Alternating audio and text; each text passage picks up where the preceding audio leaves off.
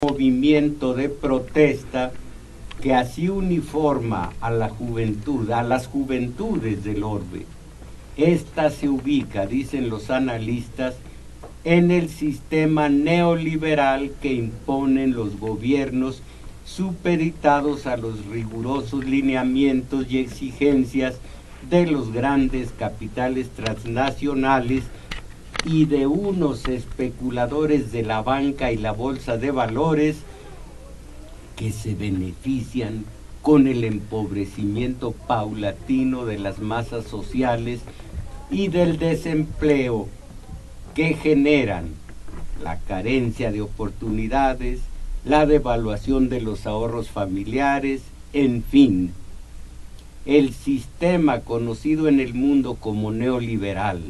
Tal es el tema que me propongo tratar hoy aquí, en nuestro espacio comunitario de domingo 6, correspondiente al presente día 30 de octubre del 2011. Por cuanto a ustedes, mis valedores, algún comentario en relación a la forma en que semejante modelo económico afecta su economía familiar, 55 36 89 89.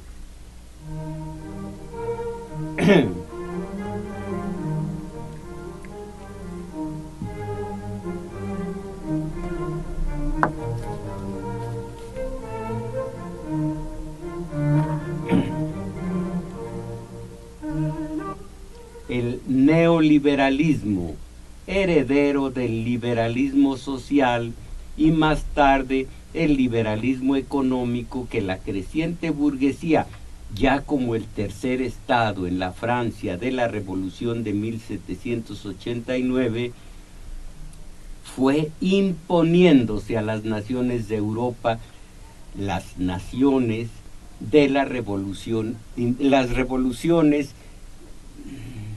las naciones que evolucionaban con la revolución industrial inglesa.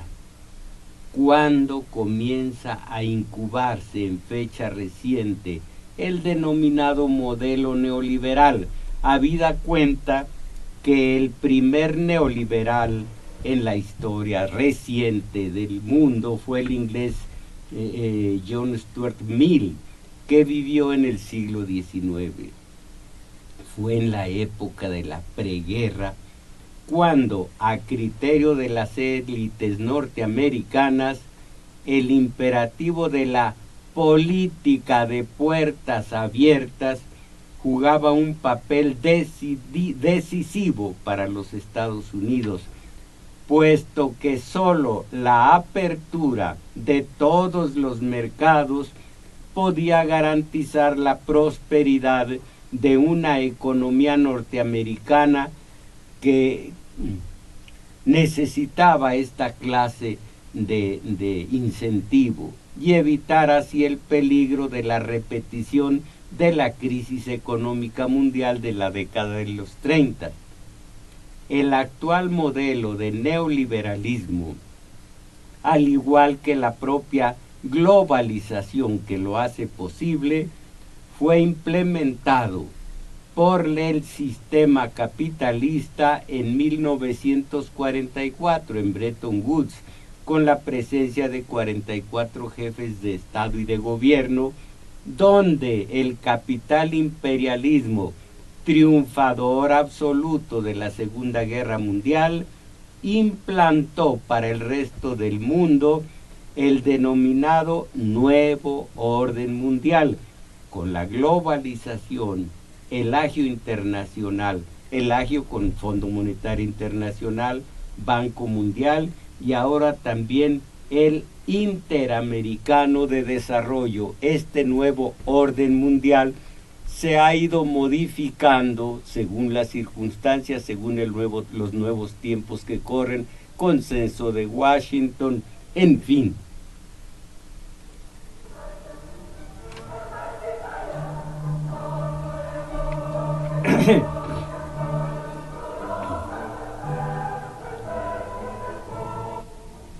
El neoliberal es pragmático utilitarista, individualista a ultranza, abandona la preocupación por el fomento del bienestar general.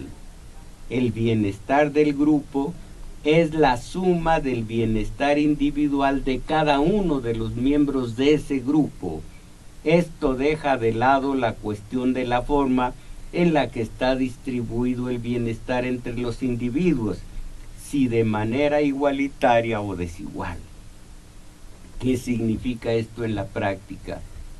Significa entender al mundo como un conjunto pequeño y definido de empresas que controlan el mundo, empresas que son unas cuantas, que son bien conocidas por los economistas y que no son un misterio en ninguna forma, empresas que están sometidas a las leyes de la concentración y centralización del capital, vale decir, que cada vez serán menos empresas. Por lo tanto, en algún momento podríamos llegar a la conclusión de que el mundo se irá a identificar con una sola gigantesca empresa. De alguna manera me parece estar imaginando 1984, la novela de H.G. Wells.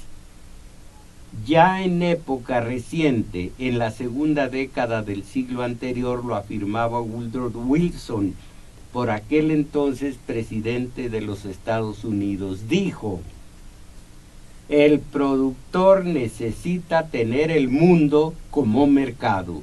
El productor norteamericano, por supuesto. Por lo tanto, es necesario que la fuerza del Estado derribe las puertas de aquellas naciones que se cierran a nuestros productos y cuya actitud al cerrarse a esos productos resultará, dijo él, para nosotros inamistosa. Tenemos que asegurar que no se desaproveche ningún rincón del mundo. Hasta aquí lo dicho por Wilson. Esto significaba que un Estado cualquiera que, como vía de protección de su producto nacional, cerrara sus fronteras al capital y mercancías norteamericanas, estaría haciendo por ello una política inamistosa hacia los Estados Unidos y por lo tanto se exponía al peligro de ser sancionado por la nación agraviada, o sea, el gringo. De ahí en adelante todo iba a ser abatir fronteras y derribar soberanías nacionales para imponer un modelo de mercado abierto que remataría en el modelo neoliberal decretado por un nuevo orden mundial que se renueva, que se va renovando según las circunstancias, y así hasta hoy.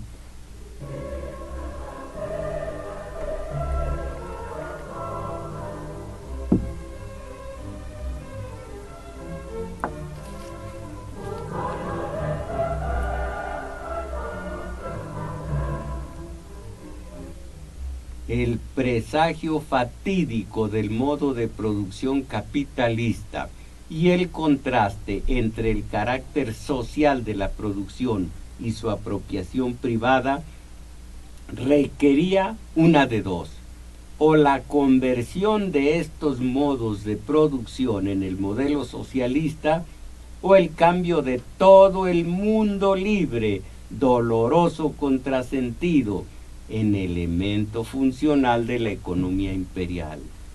Décadas después de la guerra, los tres elementos estructurales de la estrategia de solución de la crisis de los años 30 se han convertido en una parte normal del sistema mundial capitalista. En este sistema, los pueblos de la periferia, así nombrados, los pueblos de la periferia producen la riqueza económica y la estabilidad del primer mundo. Para que el Club de los Hombres Ricos pueda gobernar el mundo con eficacia en función de los intereses de sus miembros, hay que mantener a las masas sociales en el lugar que les corresponde. En el sur, hambrientas y reprimidas. En el propio país, aisladas y distraídas.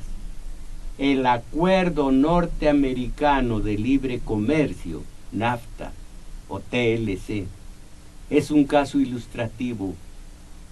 Ha sido un filón de oro para los inversores que pueden trasladar la producción a zonas de bajos salarios, zonas donde elevados niveles de represión, controles dictatoriales y una inmensa fuerza laboral sobrante los mantendrán bajos.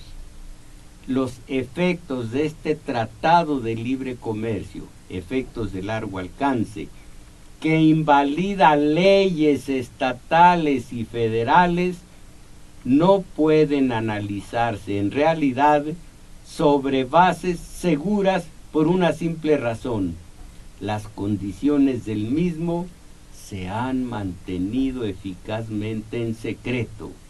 Es un acuerdo ejecutivo. Se mantiene al pueblo en la ignorancia conforme al principio de que los asuntos públicos no son de su incumbencia. De todas maneras, los efectos del TLC fueron analizados por diversos estudiosos del tema aquí en nuestro país, y voy a decir ante ustedes algunas opiniones acerca de este tratado de libre comercio que con calzador metió Salinas de Gortari, y que aceptaron, o tal vez, en esto no sabemos nosotros, o tal vez fue iniciativa de Bush, el que entonces era presidente de Estados Unidos, Bush el padre, o fue iniciativa de Reagan, todavía de Reagan, es su política, o de la Thatcher, también política de Inglaterra. En fin, ahora van ustedes a escuchar las opiniones de los analistas mexicanos.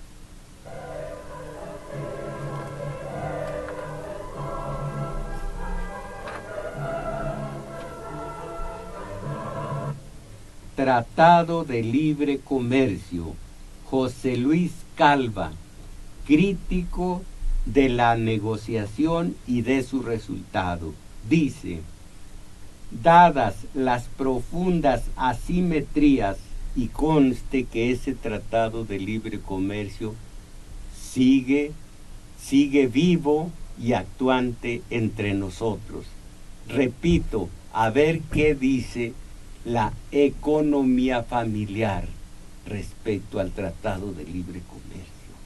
José Luis Calva: dadas las profundas asimetrías estructurales entre México y los países del norte, tanto en agricultura como en industria y en servicios, y la prisa del gobierno mexicano por suscribir el TLC de América del Norte con el fin de atraer los flujos de ahorro externo que permitan equilibrar en el corto plazo la balanza de pagos y sostener de este modo los precarios equilibrios macroeconómicos, en particular el tipo de cambio y el abatimiento de los índices inflacionarios. Los resultados de la negociación del Tratado de Libre Comercio, los resultados de la negociación fueron adversos para México, presionado a hacer enormes concesiones en agricultura, industria e inversión extranjera para establecer una igualdad comercial y de inversión entre naciones estructuralmente desiguales.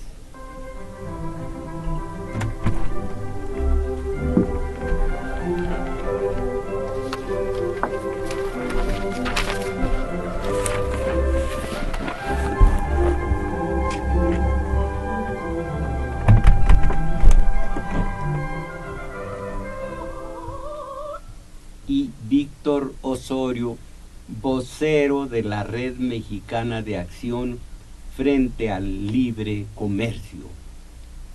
El tratado, tal como fue concebido y redactado, ofrecía muy poco en materia estrictamente comercial. México ya había abierto unilateralmente sus fronteras y sus exportaciones seguirán sujetas a mecanismos no arancelarios y discrecionales en manos de las autoridades de Estados Unidos. El tratado contenía serias y riesgosas renuncias en materia de soberanía nacional y capacidad reguladora del Estado en la economía, y representaba un peligroso modelo para futuras negociaciones comerciales en el hemisferio y en el mundo. Y continúa Víctor Osorio, vocero de esta Red Mexicana de Acción frente al Libre Comercio. En sus primeros 18 meses, los resultados son los resultados de la obstinación y la cortedad gubernamental comienzan ya a hacerse visibles. La apertura comercial iniciada en 1987, apuntalada, intensificada y con rango constitucional a partir de la entrada en vigor del Tratado de Libre Comercio, ha convertido nuestra balanza comercial de superavitaria en deficitaria. Esto merced a un incremento desmedido en las importaciones de bienes de consumo e intermedios. La industria manufacturera nacional ha entrado así en diversos sectores en una fase de agonía originada por las condiciones desventajosas de competencia a las que fue arrojada. La industria doméstica, no, es horrible que imitemos lo gringo y ahora es doméstico, un clon del inglés. Aquí doméstico es únicamente lo que se refiere a la casa, lo que se refiere al hogar, lo que se refiere a esto nada más. Doméstico, qué terrible palabreja para decir que es de fronteras adentro. Pero en fin, así dice. La industria doméstica, o sea, la industria del país, la industria del plástico, por poner un ejemplo, ha visto quebrar más de 1,000 empresas del 99 a la fecha, reduciendo su planta laboral de 126,000 a 60,000 trabajadores. Esto a año y medio de entrar en vigor el Tratado de Libre Comercio. Las disposiciones del tratado han forzado numerosas e importantes modificaciones en nuestra legislación interna, que nos han restado control sobre recursos naturales y producción de energía, puesto en manos privadas, nacionales y extranjeras, franjas considerables de la dotación de servicios públicos estratégicos, como el transporte, las telecomunicaciones, y reducido al mínimo la capacidad de intervención del Estado en la regulación económica. Esto último resulta particularmente grave cuando en situaciones de crisis como la presente, las autoridades se encuentran con candados como el establecido en el artículo 2104 del Tratado de Libre Comercio, que acota severamente la posibilidad de restringir las transferencias financieras en el exterior en situaciones difíciles de balanza de pagos.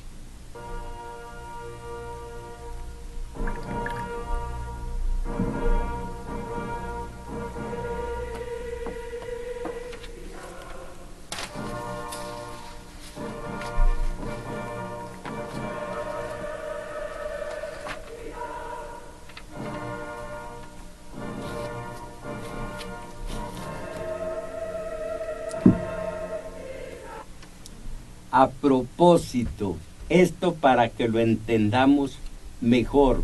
Claro que la mejor forma de entenderlo es el haber ido hoy o el estar por ir al tianguis,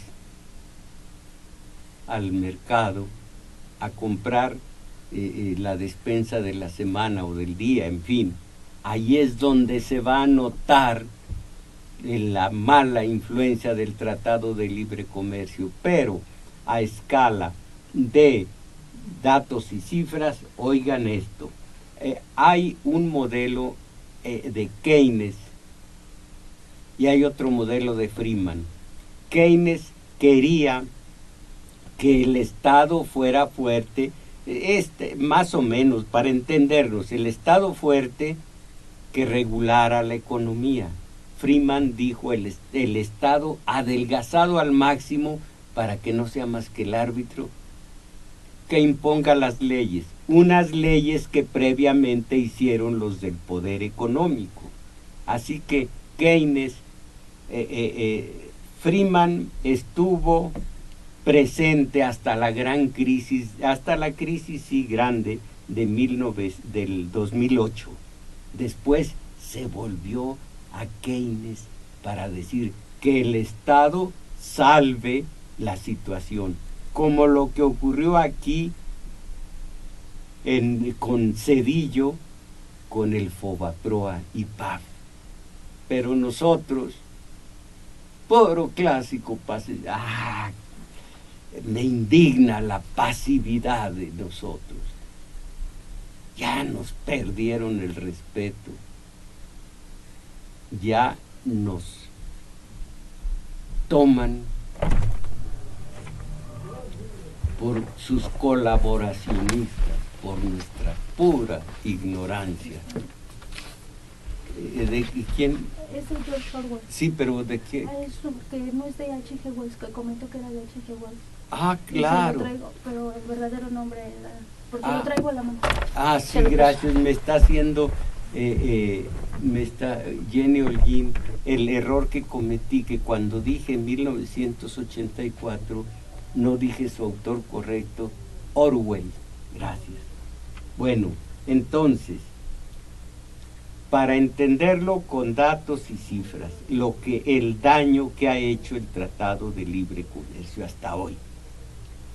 Bajo el modelo keynesiano cepalino de la Revolución Mexicana y el contrato social de la Constitución de 1917, el Producto Interno Bruto del país creció 3.1% anual entre 1934 y 1982. Bajo el modelo neoliberal, el Producto Interno Bruto se contrajo entre 1983 y 1996 a una tasa del 0.8% anual. La inversión fija bruta decreció a una tasa del 2.2% anual y los salarios mínimos perdieron el 68.2% de su poder adquisitivo. Esto es lo que sí entendemos, ¿verdad? En los salarios mínimos pierden 68.2% de su poder adquisitivo. En fechas recientes se hablaba de entre 70 y 72% la pérdida del poder adquisitivo del salario mínimo en nuestro país. Sigo leyendo. Bajo el modelo keynesiano cepalino de la CEPAL, de la Revolución Mexicana y el contrato, a ver, esto ya lo leí. Durante los 10 años de gobiernos panistas, el crecimiento promedio alcanza el 1.7%. Llegó a estar muy alto el crecimiento de México, digamos desde López Tanteos, López Paseos o López Mateos hasta José López Portillo. Se abrió la puerta del TLC, del neoliberalismo, de la globalización, y cayó totalmente el Producto Interno Bruto, y cayeron los salarios mínimos. Durante 10 años de gobiernos panistas, crecimiento promedio 1.7%, China 12%, países que van adelante, 10, 12, mínimo 6%, y nosotros.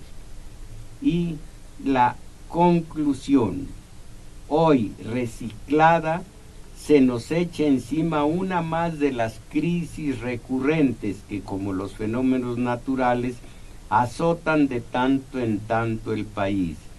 Por fortuna, Agustín Carstens, gobernador del Banco de México, al igual que Guillermo Ortiz Martínez, su antecesor, han encontrado el antídoto de la crisis. Esto el día de anteayer. Ambos, entre comillas, ambos retoman las propuestas de los más diversos sectores del país. Generar el impuesto al valor agregado, el IVA, a una tasa que sea elevada. Generarlo de manera total y a una tasa elevada. Su estrategia: esperemos que los polvos se asienten, dicen ellos. Esperemos que los polvos se asienten y entonces aplicar un IVA elevado y generalizado, sin más.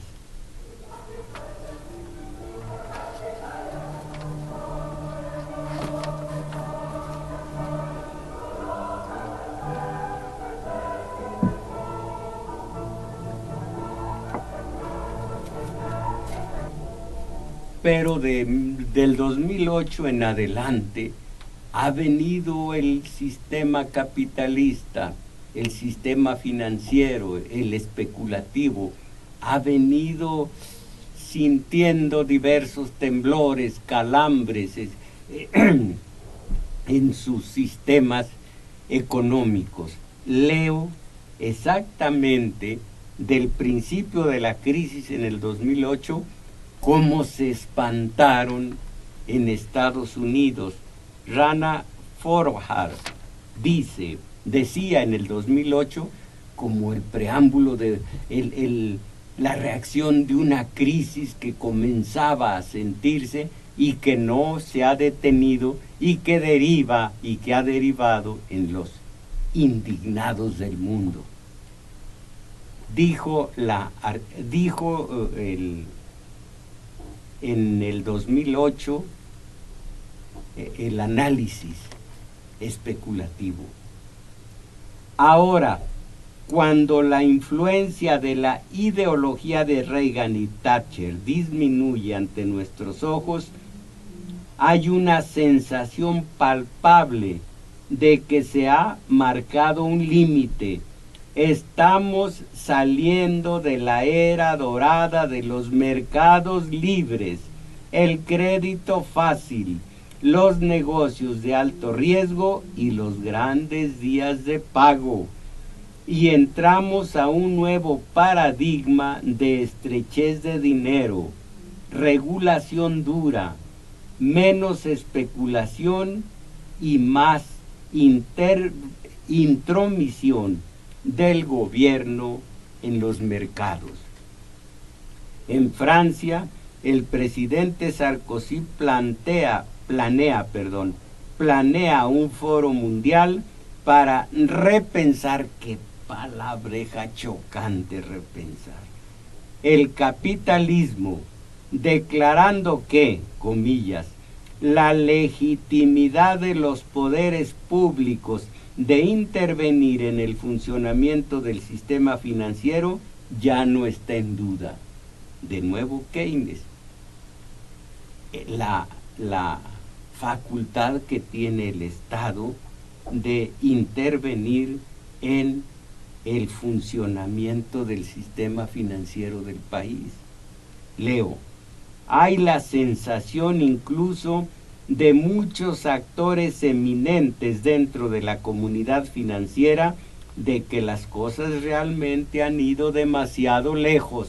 Primero leí lo que el principio, el neoliberalismo, cuando decían el mundo a nuestros pies. Ay, qué feo, y que caí en un lugar común. Bueno, tenemos el mundo en las manos. Oh, pues es peor todavía, mejor somos los amos del mundo. Bueno, hay la sensación, y esto comenzó en 1008, cuando se publicó este análisis.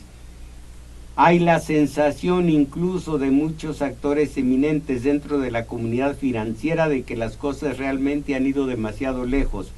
A un nivel fundamental, el modelo de globalización y desregulación ha estallado, y eso es lo que ha provocado la crisis actual, tal dice el inversionista y filántropo George Soros, uno de los primeros en hacer sonar una alarma, y he leído un par de libros de este norteamericano de afición, porque nació fuera.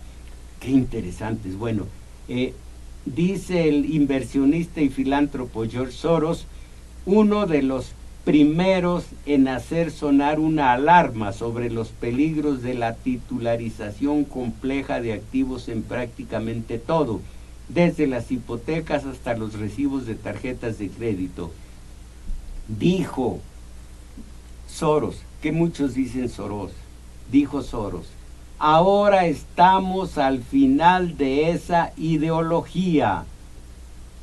El futuro será menos libre y espontáneo, con menor agresividad especuladora, menos apalancado y más estricto en el crédito. Estamos en medio de un desapalancamiento masivo.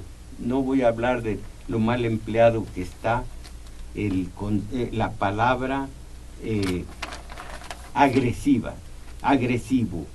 Y finalmente, aunque es muy extenso el artículo, el ministro alemán de Finanzas lanzó en el 2008 una campaña oficial para civilizar los mercados financieros, y dice, el capitalismo desenfrenado, como el tipo que experimentamos justo ahora, con toda su codicia, se devorará a sí mismo al final.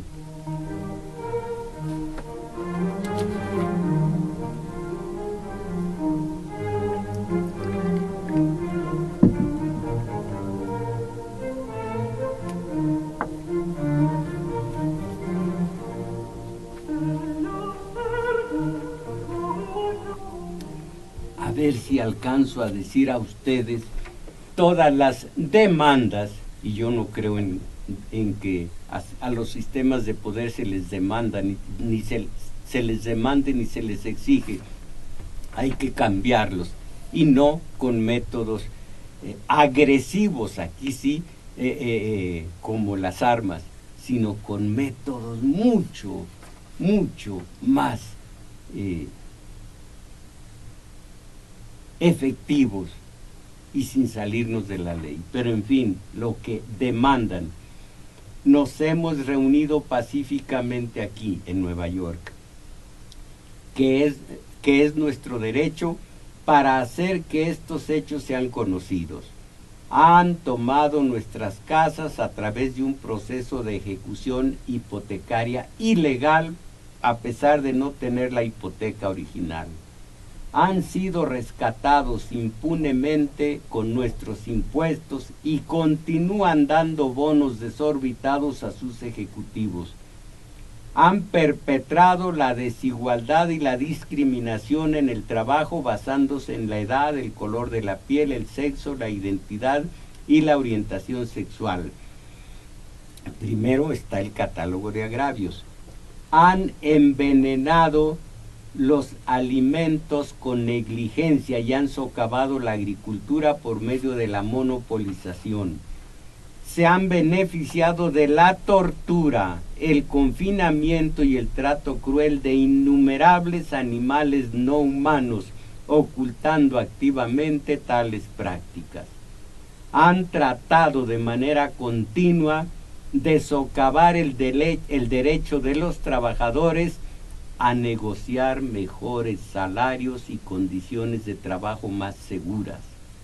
Han tomado como rehenes a estudiantes por medio de deudas en educación de decenas de miles de dólares, a pesar de que la educación es en sí mismo un derecho humano. Esto en Estados Unidos. ¿Qué podremos decir aquí? Sigo leyendo.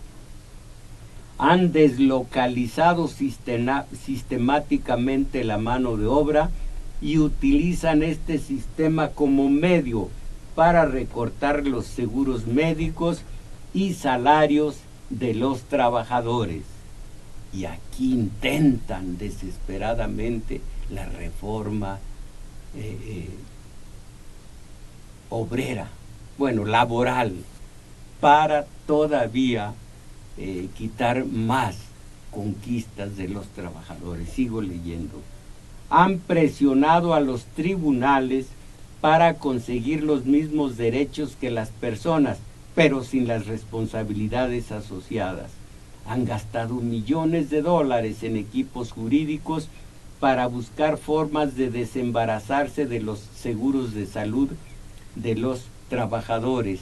Ven ustedes el final la conclusión del neoliberalismo el día de hoy. Cómo se cierra el círculo. Comenzó el neoliberalismo, vinieron las crisis y ahora los indignados están diciendo el catálogo de agravios. Han vendido nuestra privacidad como mercancía.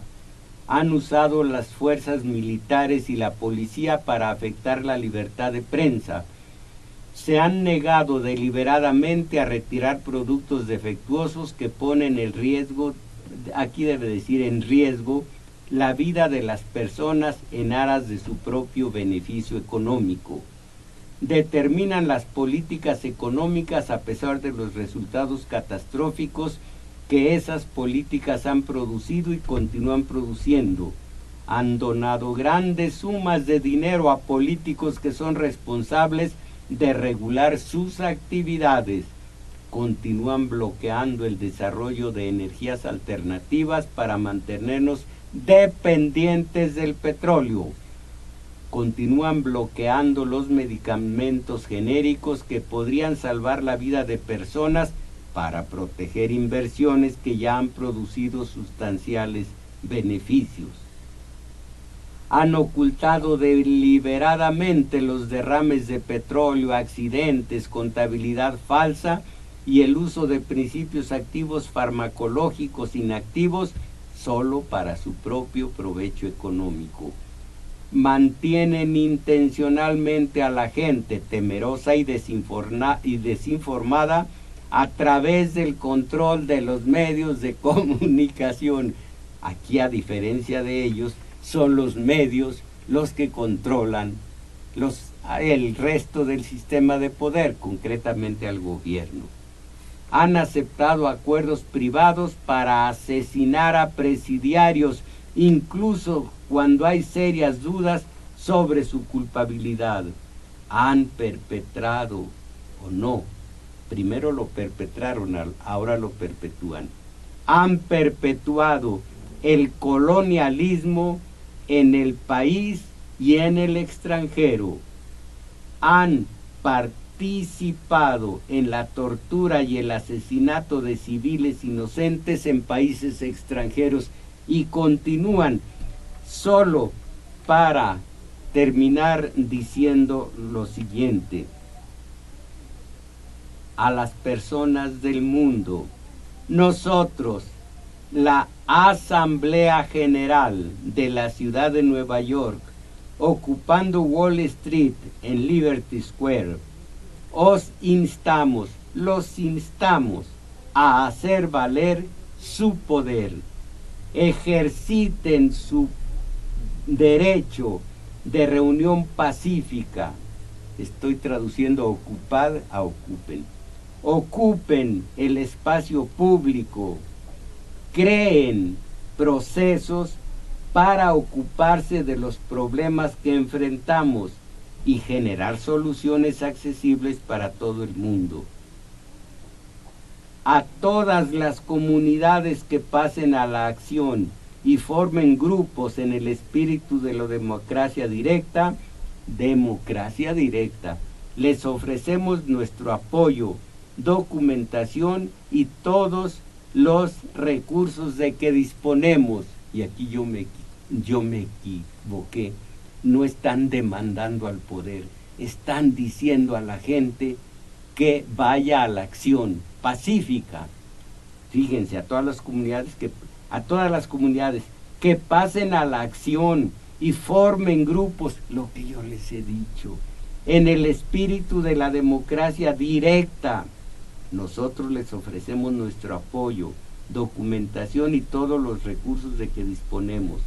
Únete a nosotros y haz que tu voz se escuche.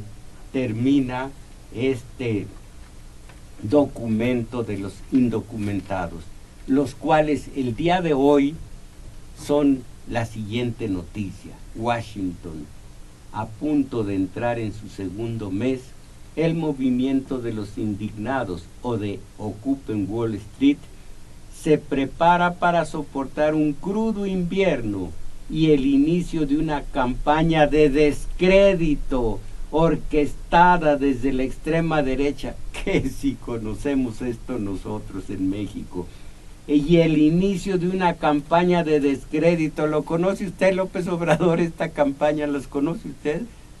No porque yo le vaya no porque crea yo que López Obrador va a hacer el cambio, pero caramba, junto a lo que nos plantaron allá arriba.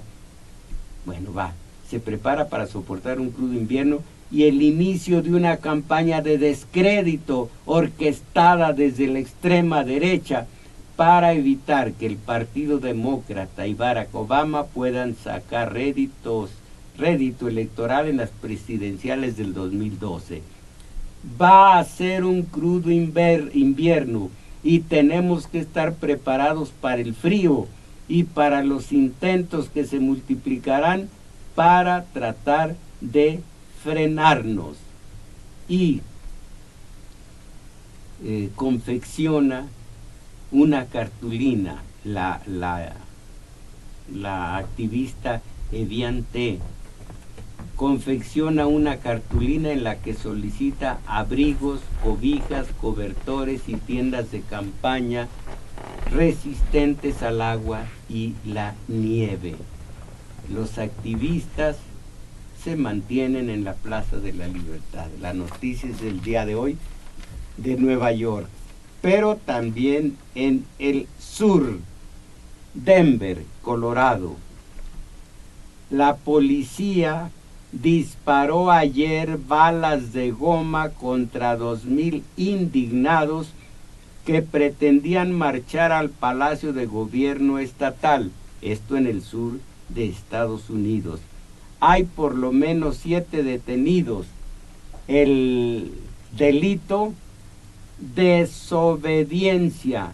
Desobediencia, ¿por qué? Porque los manifestantes intentaban acampar en un parque público en las inmediaciones de la sede del gobierno. Esto allá, aquí muy pocos indignados. ¿Por qué? Porque aquí no tenemos problemas, aquí todo va bien, aquí hay una armonía absoluta entre las masas sociales y un gobierno que nos proporciona los dos beneficios básicos de todo Estado: bienestar y seguridad pública. Aquí no sé cómo ni por qué vamos a conmemorar el Día de la Descarnada el próximo 2 de noviembre. Aquí no conocemos la muerte, ¿verdad, señor Calderón? Mis valedores, esto es México.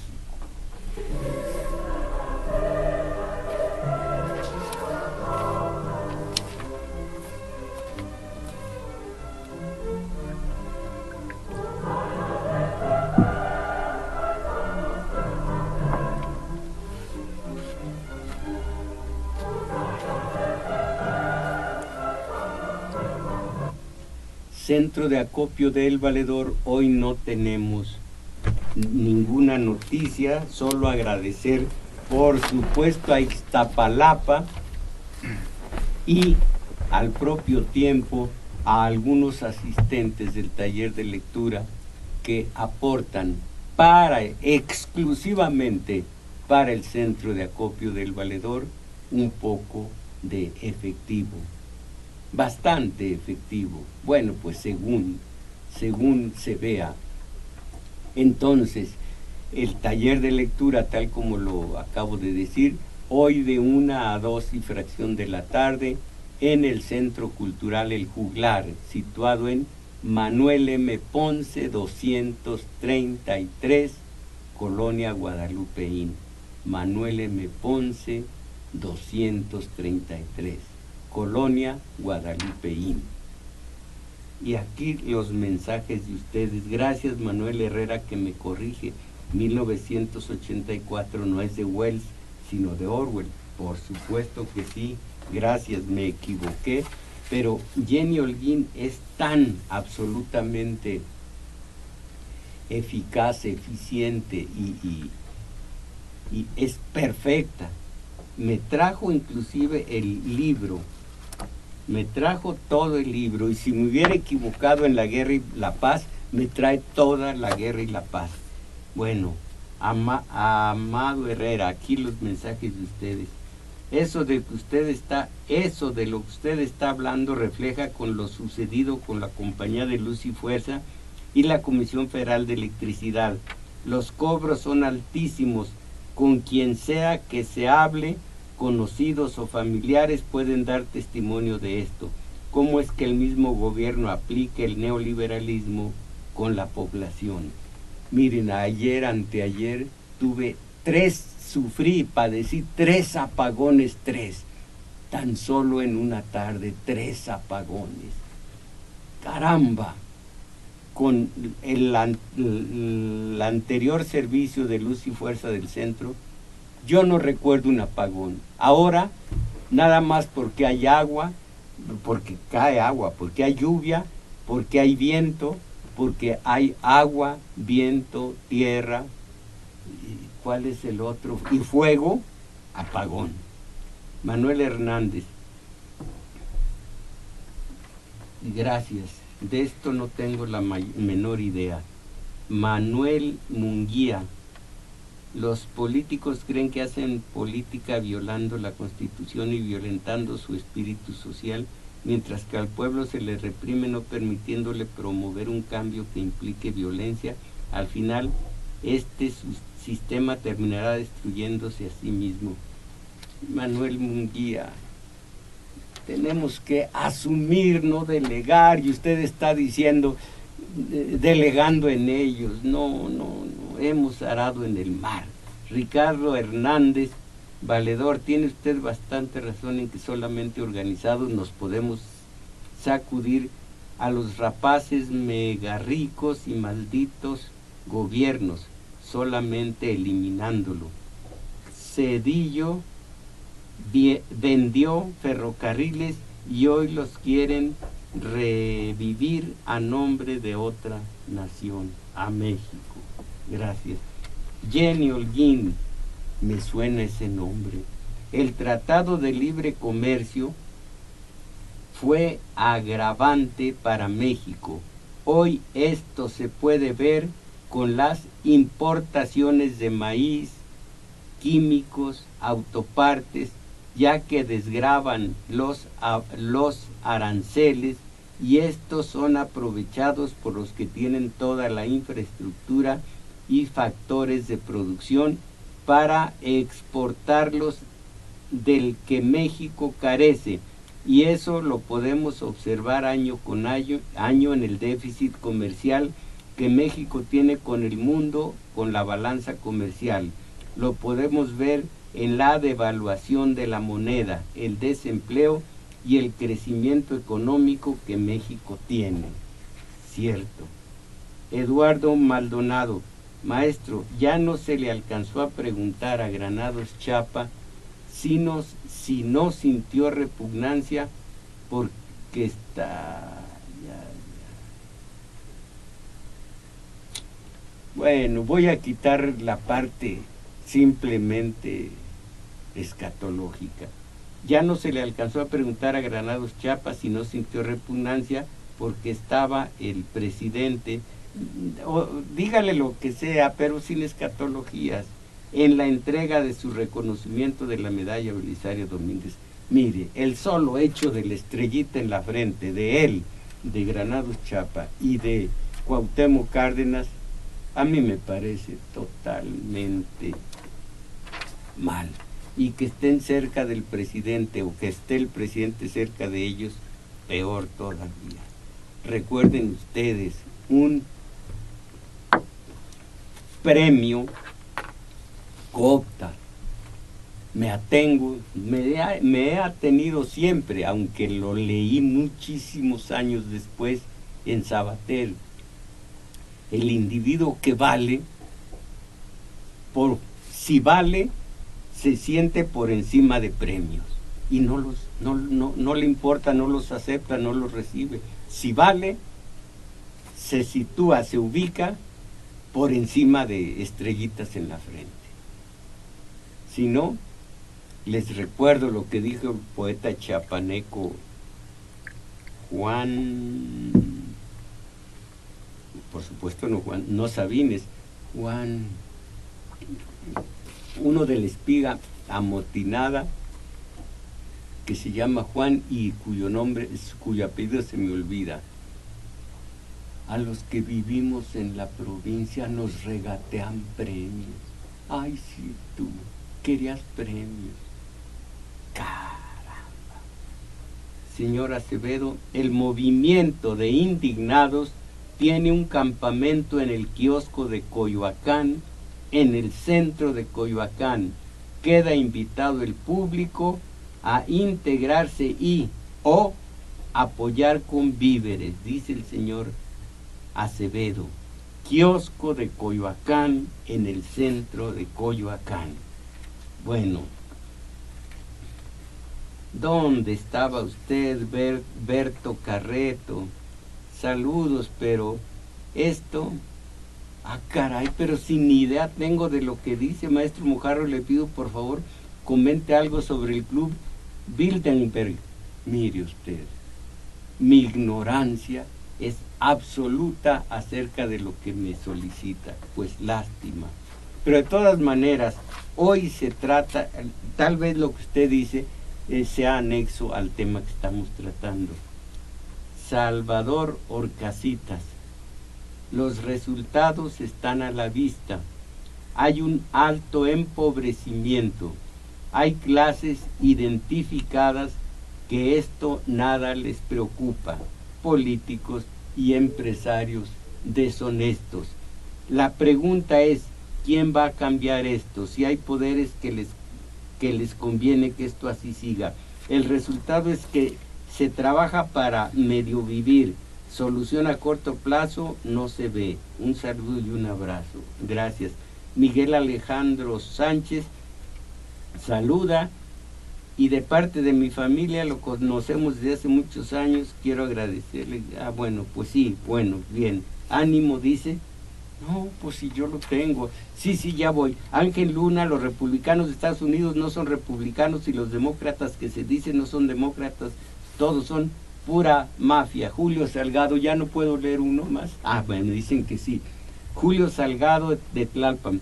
Estados Unidos para sustituir en el sistema, Estados Unidos para subsistir en el sistema capitalista que va en quiebra, no les importa destruir humanidades, siguen una economía destructiva para los demás y una economía militarista para sí, provocando un terrorismo de Estado cierto. Por tanto, Estados Unidos nunca va a combatir al terrorismo y ellos mismos generan. Los tratados de libre comercio a Iniciativa Mérida están desiguales, es antidemocrático, son instrumentos de dominio y colonización de países imperiales, por ejemplo Estados Unidos. El monstruo tiene su propia destrucción como ley. Gracias. El TLC, gobiernos priistas, gobiernos panistas, solo las consecuencias.